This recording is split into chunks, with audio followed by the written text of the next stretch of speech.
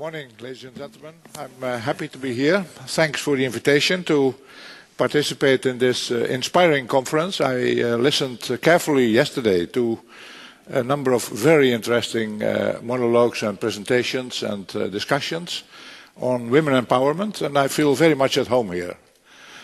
First of all, because there are a lot of similarities between Norway and the Netherlands.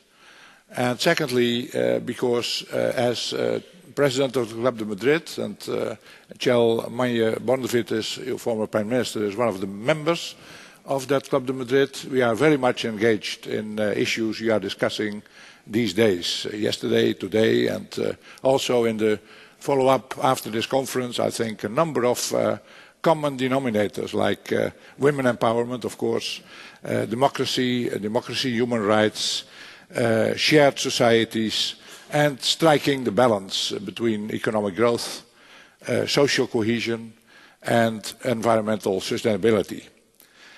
And let me make a few introductory remarks for today's session, not too long.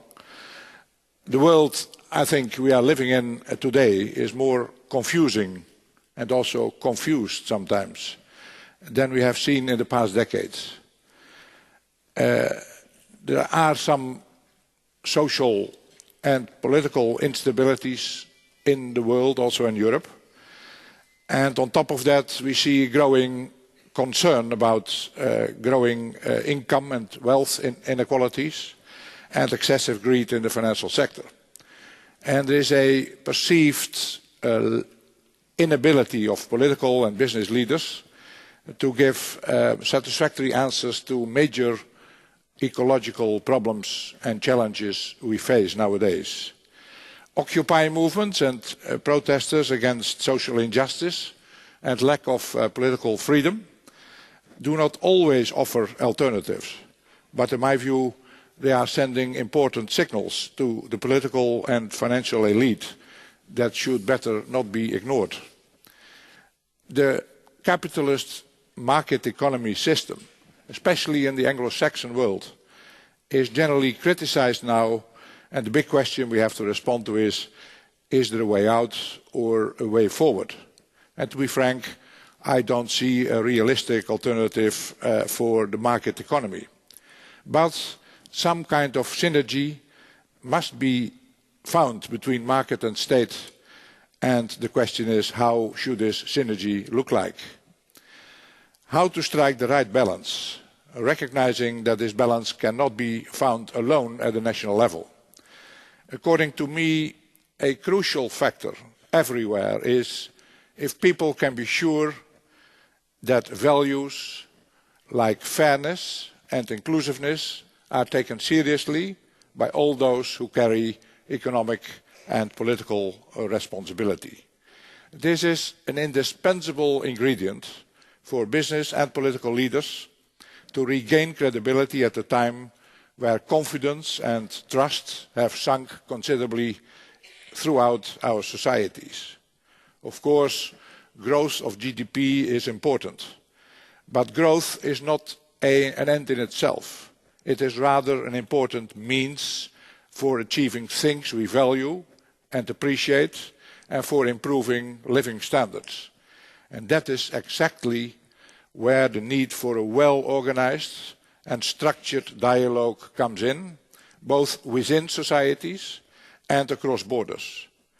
What I have tried to learn in my life is that the most successful and harmonious societies are those where governments, private sector, enterprises and civil society, including non-governmental organizations and labor unions, are prepared to work together for the common good.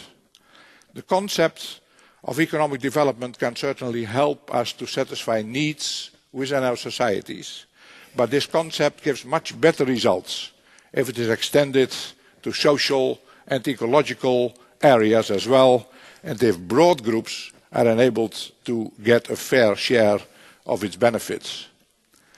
I think, ladies and gentlemen, that it's clear that there is a strong need for a kind of non-ideological approach, bringing the market and the state closer together, with the purpose to move toward a more inclusive and fair society, where many people have a say, not only shareholders of companies, but we are all stakeholders in society.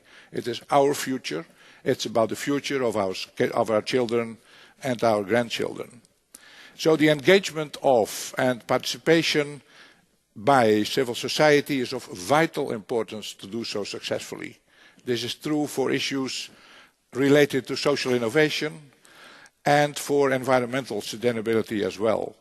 A domestic culture of social dialogue and consultation is of vital importance. It's true that the world is getting more and more interconnected. The process of globalization has brought and brings a lot of opportunities for people and advantages, especially to the well-educated.